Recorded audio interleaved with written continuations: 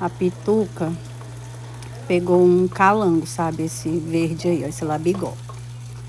Aí ela ficou deitada, né? Segurando o calango.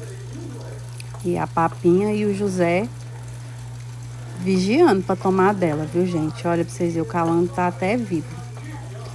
E um detalhe, eles matam esses calangos aí, mas eles não comem ele todo não, viu?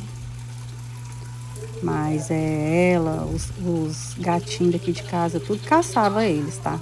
Tem bastante. Olha aí pra vocês verem. O José é desconfiadinho, querendo aproximar.